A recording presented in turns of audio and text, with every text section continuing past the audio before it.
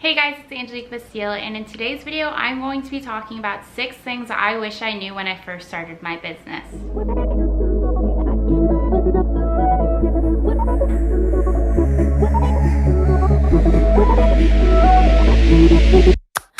So just to give you a little bit of a background of me, I have been in business since I was 17, and I know that sounds insane, but right now I'm 23, so I'm still quite relatively young compared to some people who have businesses. But 17 was such an early age to start a business, and I know from doing it while I was in school, there are a lot of things I wish I knew that I want to share with you guys and be transparent with you, because it's really important to also prepare yourself for going into and starting a business. It can be scary. There are a lot of external factors that you might want to consider before you actually go into the world of business, and I want to share with you my personal experience, what things I wish I knew then, and basically looking at those experiences on the other side, how I was able to learn from them, and how I've been able to build a marketing agency that generates my core source of income every single month. So the first thing is, you will be afraid to fail, but do it anyway. This is something that I'm sure you've probably heard a lot of times in the past, but it is so important that you accept that you're gonna fail. No business is just gonna start scaling from zero. I know there are maybe some special cases for that matter, but for the most part, your first business idea might not be the one that hits all the success.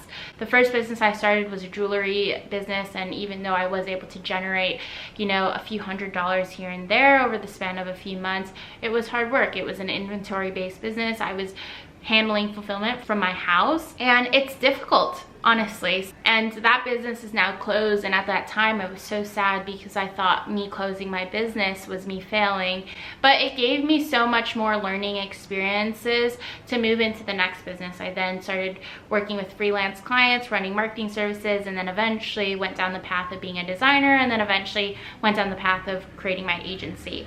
And so all of the things I learned from a failed business allowed me to go into the next business with a lot more certainty of, these are some factors that I might need to consider before going into this and before diving deep into this business. Is it sustainable financially? How much is the overhead cost that I will incur if I do this type of business?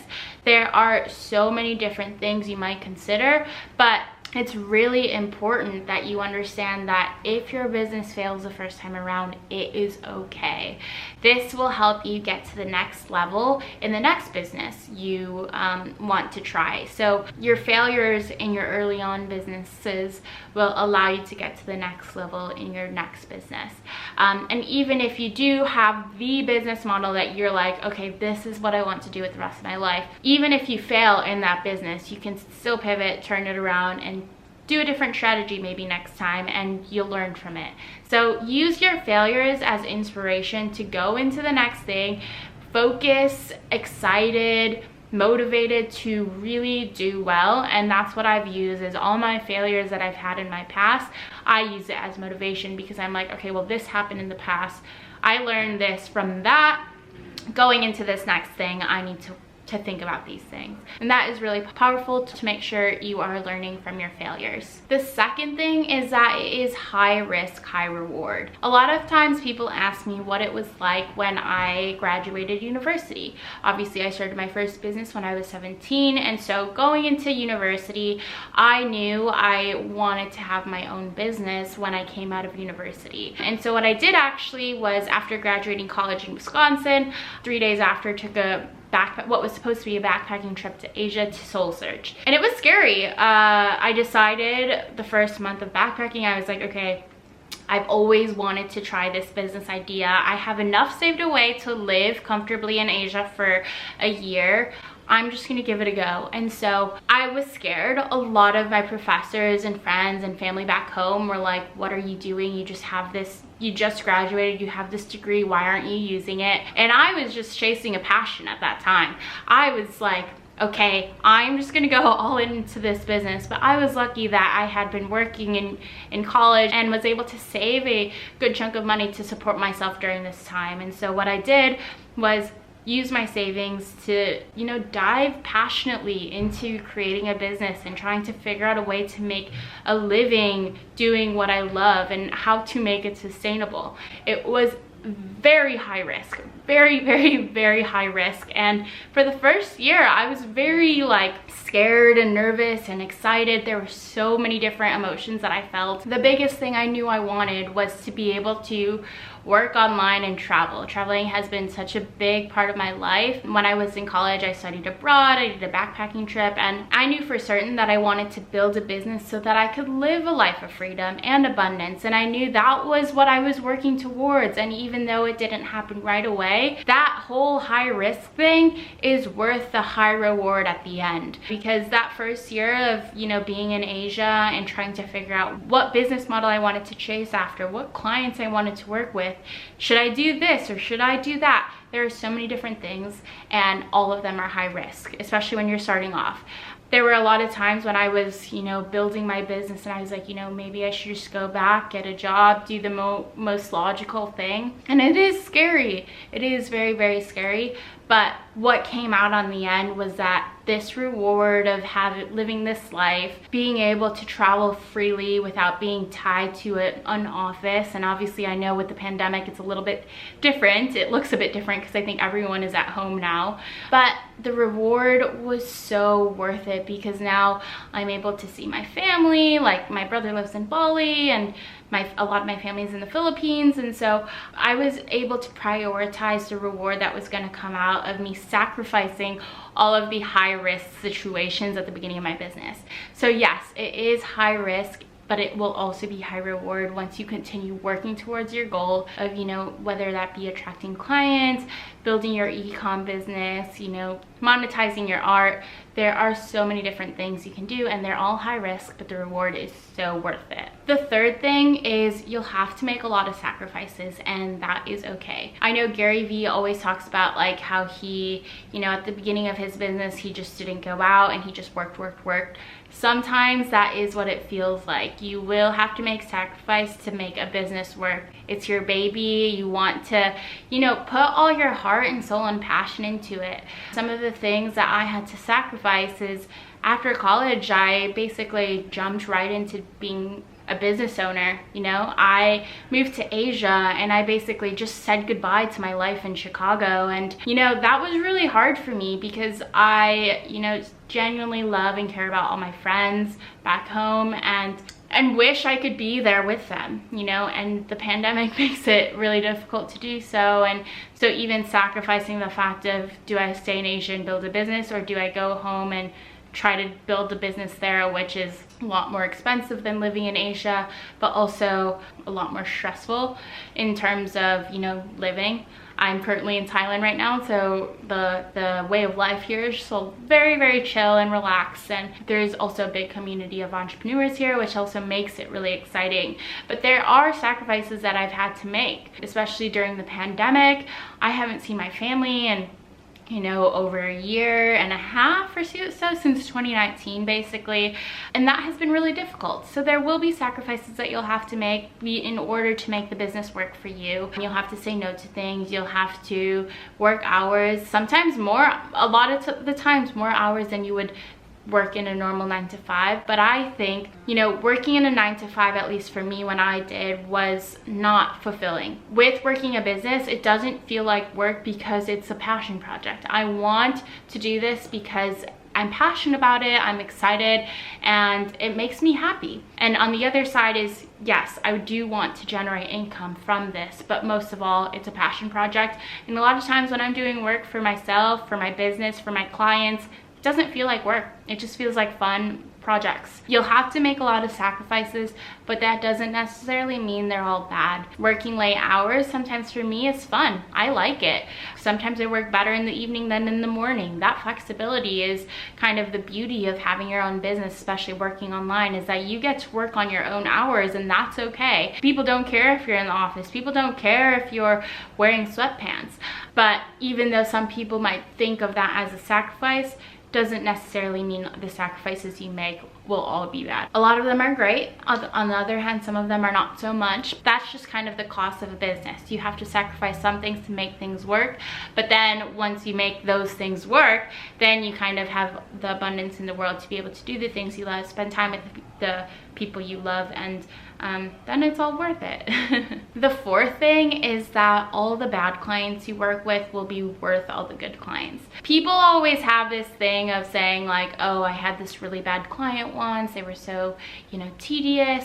And what I like to think, especially when I work with a bad or very difficult client, I don't try to play the blame game, because no one wins at that point. What I do instead is, okay, let's do a debrief on that project. What things went wrong? What things could I have done better? So with some of my more difficult clients, I did a debrief of their project that I worked on and said, okay, there was this miscommunication that was not happening. What could I have done on my end to help them communicate to me better?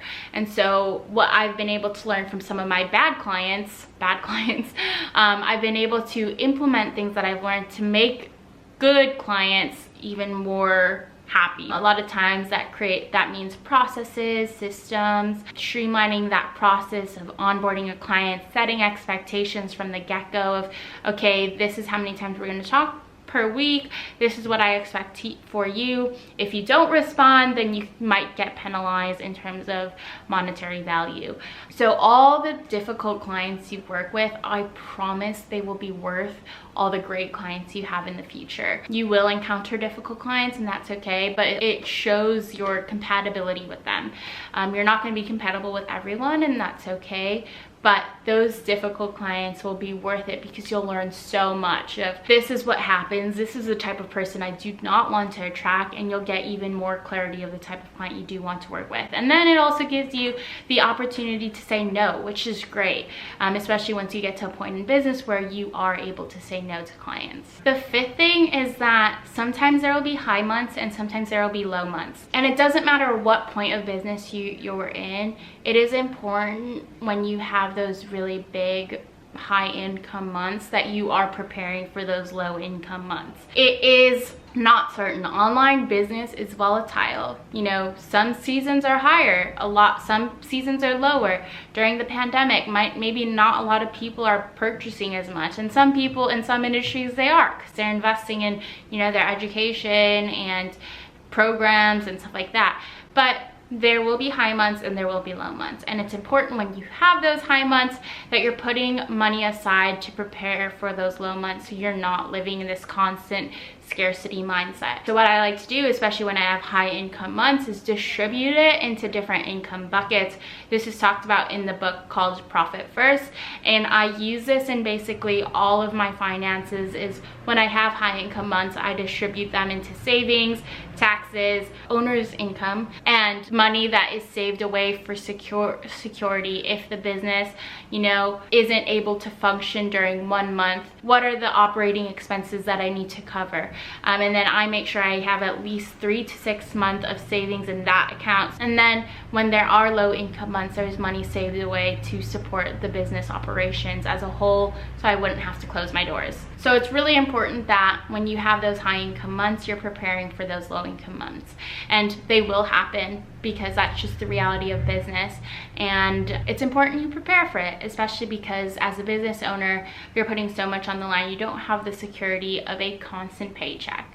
And so as long as you're preparing for that situation, when and if it comes, you'll be good to go, because, you know, oftentimes 3 to 6 months is a long enough period for you to then pivot your business if need be. So make sure you're preparing for those low income months when you do have those high income months. And last but not least, all the hardships will be worth it in the end.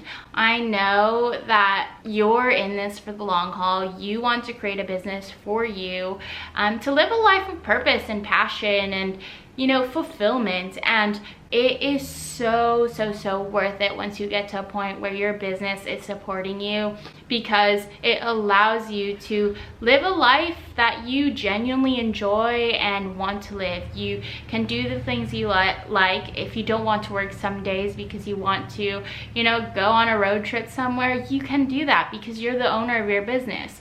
All of the hardships that you will encounter, and I promise you will encounter a lot, it will be worth it because, you're not doing this for the money. Yes, you do. I mean, technically you are. You want your business to support you, but you're probably most likely doing this for the freedom, the time freedom. You want more time to do the things you love, and money is a gateway to be able to do those things. And so even though there are hardships when it comes to creating a business, when it comes to creating content, when it comes to building a brand, there will be hardships, but I promise it will be worth it, because in the end, once you come out on the other side, you will be so happy with how far you've come. Even that process of getting to where you were at then to where you are at now is so beautiful. Oftentimes I think about my journey from, graduating college to moving to Asia to getting to where I'm at now in business. And I get really teary-eyed because that process was so emotionally challenging, but so worth it, because I've learned so much. I've been able to live this life of being able to be in Asia and, see beautiful things all the time, be in nature. And it's worth it. In the end, it's worth it. So yeah, I hope this video has helped. I know it's kind of just been kind of a ramble, girl chat type thing, but I wanted to be really transparent with you guys about things I wish I knew when I first started my business. I know some of them are, things that you probably hear all the time, but there's a reason you hear them all the time, because they are so real. And I promise that whatever you plan to do in your future, that starting a business is such a great gateway into living a life of abundance and freedom.